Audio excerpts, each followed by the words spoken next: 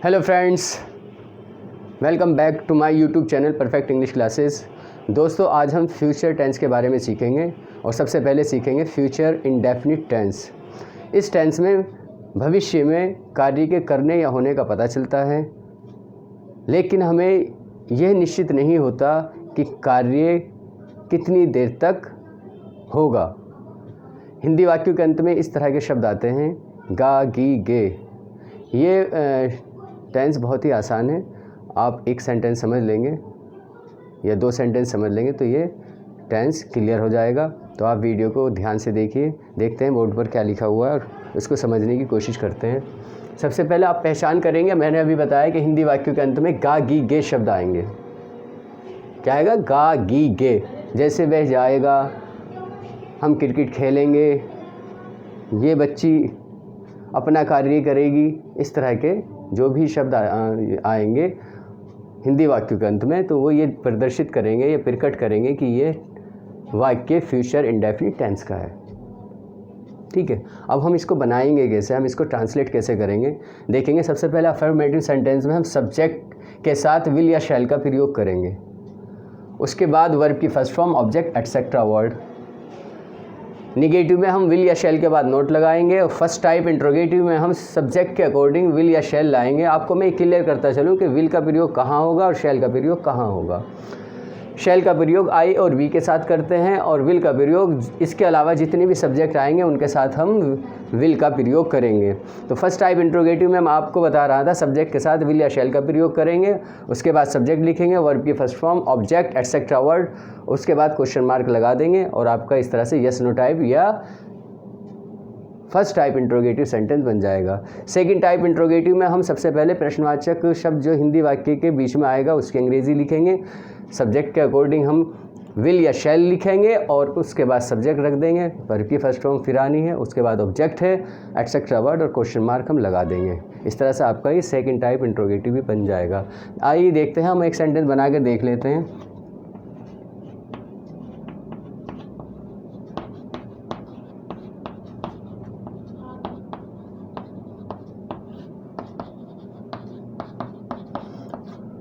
आपके पास एक सेंटेंस है, वह मेरी सहायता करेगा। हिंदी वाक्य के अंत में गा, गी, गे शब्द आ गया है और ये भी निश्चित नहीं है कि कार्य कब तक होगा, अनिश्चित समय है। तो इससे पता चला कि इंडेफिनिट टेंस है, गा, गी, गे भी है और समय भी नहीं दिया हुआ है, तो फ्यूचर इंडेफिनिट टेंस है। अब इसका आपने स्ट्रक्चर देखा कि निगेटिव भी नहीं है, इंट्रोगेटिव भी नहीं है, अफर्मेटिव है। अफर्मेटिव स्ट्रक्चर पर आप ध्यान देंगे। सबसे पहले हम सब्जेक्ट लिखेंगे।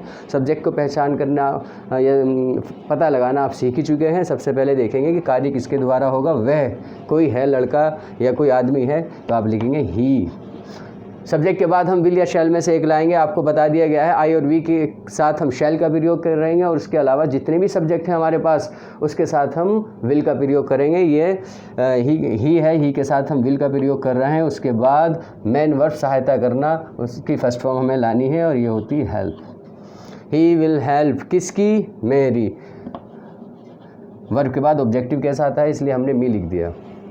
ही विल हेल्प मी, आसान है। उसके बाद हम इसको अगर निगेटिव सेंटेंस में कहेंगे तो हम कहेंगे वह मेरी सहायता नहीं करेगा। आप क्या करेंगे? ही विल के बाद हम नोट लगा देंगे, आपका सेंटेंस वही रहेगा। आप ये कहना चाह रहे हैं कि वह मेरी सहायता नहीं करेगा, तो आपने कह दिया he will not help me. अगर आप ये कहना चाह रहे हैं क्या वे मेरी सहायता करेगा, तो आपको बताया गया है विल या शैल को हम बाहर ले आएंगे, लिखेंगे विल, उसके बाद सब्जेक्ट लाएंगे, विल ही हेल्प मी। इस तरह से ये आपका फर्स्ट टाइप इंट्रोगेटिव या यस नो टाइप इंट्रोगेटिव बन गया है कि क्या वह मेरी सहायता करेगा। अगर आप ये कहना चाह रहे हैं कि वह मेरी सहायता क्यों करेगा, वह मेरी सहायता क्यों करेगा, तो सबसे पहले हम क्यों की अंग्रेजी लिखेंगे। आप लिखेंगे बाई, उसके बाद सब्जेक्ट के अकॉर्डिंग विल या शैल। यहाँ पर विल आ रहा था, आपने सब्जेक्ट लिखा, उसके बाद वर्ब की फर्स्ट फॉर्म आपको सभी सेंटेंस में लिखनी है, उसके बाद ऑब्जेक्ट आप लगा देंगे। तो इस तरह से ये वाक्य चारों तरह से affirmative, first type interrogative, first negative, first type interrogative और सेकंड टाइप इंट्रोगेटिव आपके सामने बनकर तैयार है। अब हमें एक सेंटेंस वो और बनाना है जिसमें हम फर्स्ट पर्सन आई और वी का इस्तेमाल करके हम सेंटेंस बनाएंगे, क्योंकि हमें शैल का यूज़ भी देख लेना है। हम एक वाक्य और ले रहे हैं।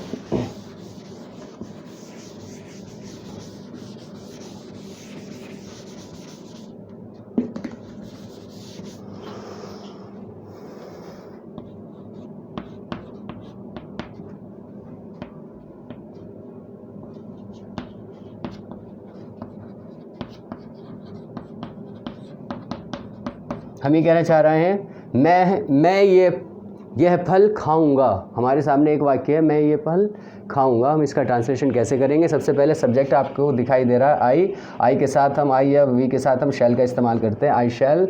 और खाने की है फर्स्ट फॉर्म ईट। क्या? यह फल। आप कहेंगे दिस फ्रूट।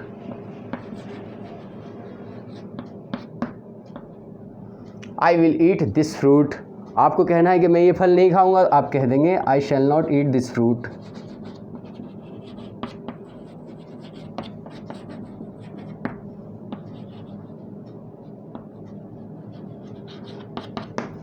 क्या मैं ये फल खाऊंगा? जो यहाँ पर हेल्पिंग वर्ब है उसको हम शुरू में लिख देंगे, शैल आई ईट। क्वेश्चन मार्क लगाएंगे। मैं ये फल क्यों खाऊंगा? जब हम इसको सेकंड टाइप इंट्रोगेटिव में कहेंगे तो क्या करेंगे? उस इंट्रोगेटिव वर्ड की अंग्रेज़ी हम सबसे पहले लिखेंगे, उसके बाद हेल्पिंग वर्ब ले आएंगे सबसे उस वर्ड के बाद, उसके बाद सब्जेक्ट लिखेंगे। वाई शैल आई ईट।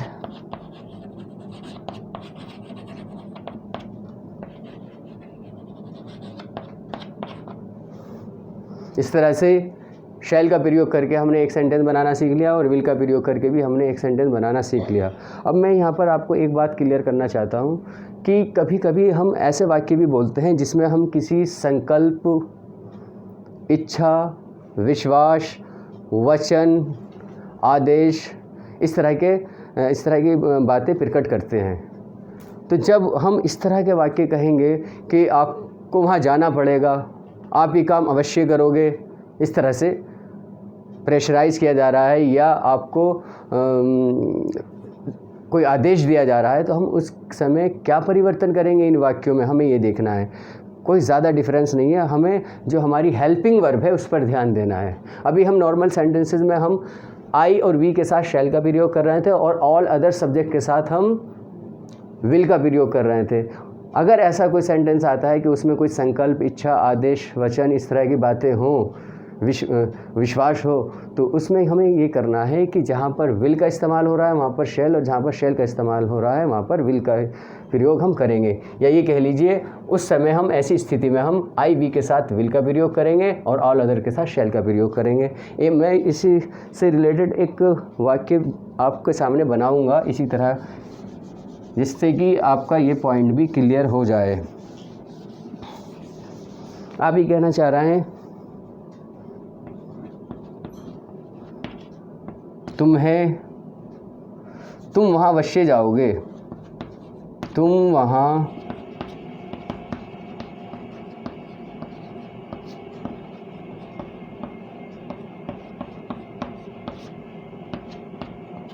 ऐसा प्रतीत हो रहा है कि कोई आदेश है, तुम वहाँ अवश्य जाओगे, या ये कह लीजिए कि तुम्हें वहाँ जाना पड़ेगा। इस तरह के हम वाक्य जब बोलते हैं, फ्यूचर के हैं, इंडेफिनिट टेंस है, तो हम क्या परिवर्तन करेंगे? क्या अवश्य शब्द की अंग्रेज़ी अलग से लाएंगे? नहीं, हमें ऐसा नहीं करना है।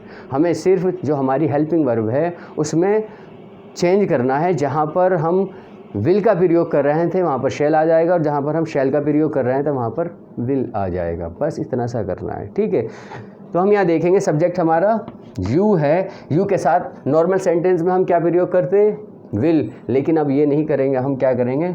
You shall go there. बस इतना सा करना है, इतना सा परिवर्तन करना है। यहाँ पर विल आना था, हमने शैल लिख दिया, और ये अवश्य शब्द के अर्थ को भी प्रकट कर रहा है। निगेटिव में हम वैसे ही सारे सेंटेंस बना सकते हैं, you shall not go there.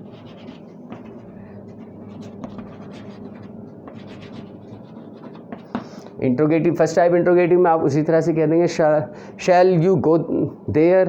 Second type interrogative में आप कह देंगे why shall you go there. तो बहुत आसान है, तो मुझे उम्मीद है कि ये फ्यूचर इंडेफिनिट टेंस आपकी समझ में आ गया होगा।